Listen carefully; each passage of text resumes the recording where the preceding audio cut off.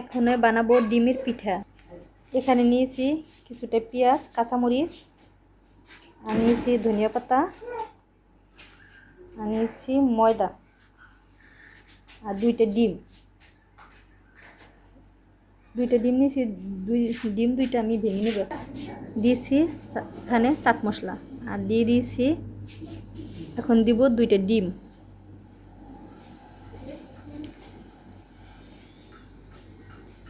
দিয়ে দিব কিছুটা ধনিয়া পাতা, আর দেব পেঁয়াজ, দিয়ে দেবো কিছুটা কাঁচামরিচটা আমি একটু কম দিব ঝালটা আজকে। দিয়ে দেবো পরিমাণ মতো কিছুটা লবণ, দিয়ে দিচ্ছি সামান্য পরিমাণ বেকিং পাউডার, 4 চামচের হাফ চামচ চিনি, তার থেকেও একটু কম। চিনিটা দিলে স্বাদটা ভালো আসে খেতে। এখানে পানি দিয়ে ব্যাটারটা আমি তৈরি করে নেব।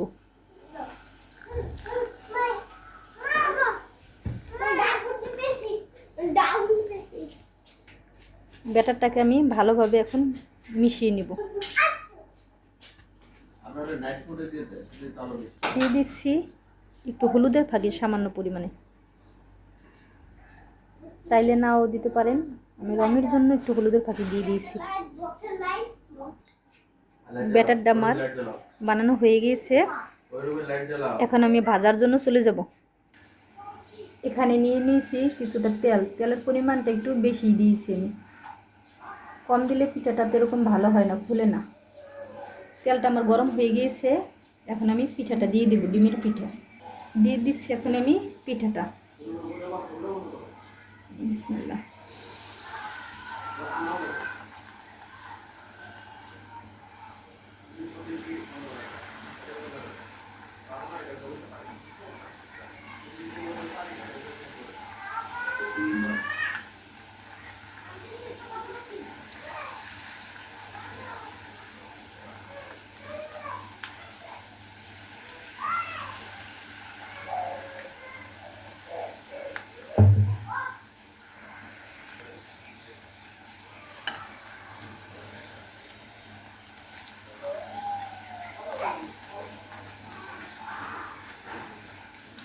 ছোট ছোট করে এরকম করে দিব, এর থেকে বড় দিলে পিঠাটার ভিতরে কাঁচা কাঁচা থেকে যাবে, তাই এরকম সাইজের দিব আমি সব রকম সব পিঠাগুলো।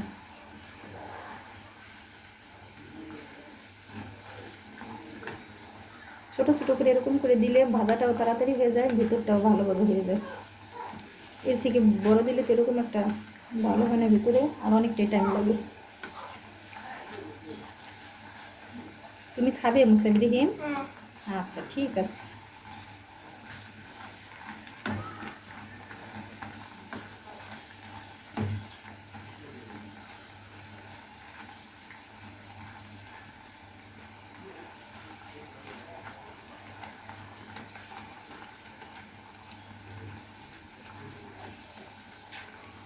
এই ডিমের পিঠাটা আমাদের বাসায় সবারই খুব পছন্দের একটা খাবার।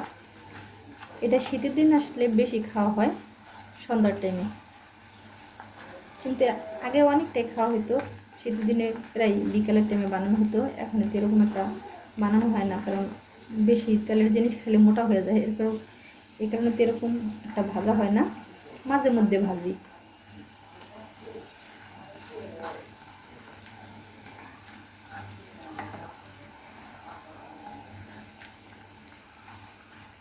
চুলার আঁচটা আমি মিডিয়াম করে রেখেছি। ফুল হিটে দিলে চুলার আঁচটা পিঠাটা পুড়ে যাবে, ভেতরটা ভালোভাবে হবে না। এরকম করে আমি ভেজে নিব। ভাজাটা যখন বাদামি রং হবে তখন আমি তুলে নিব। এর আগ পর্যন্ত এভাবে ভাজতে থাকবো।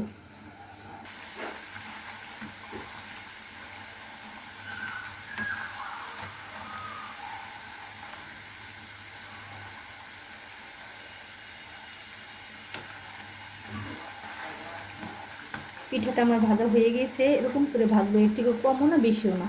বেশি ভাজতে গেলে খেতে তিতা লাগে। এখন এই পিঠাটাও তুলে নিব।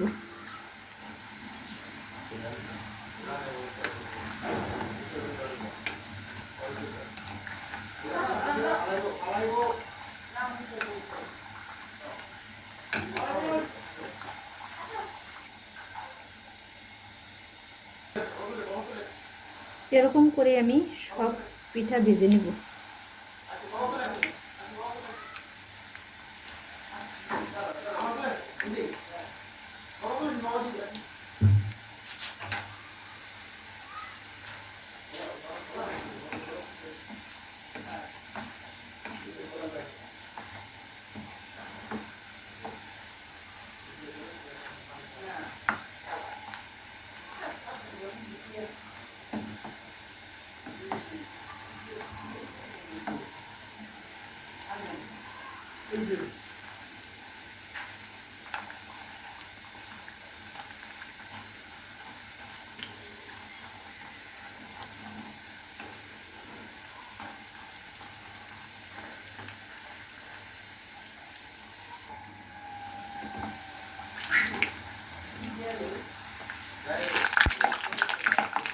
এই পিঠাটা আমার একটু বেশি ভাজা হয়ে গেছে।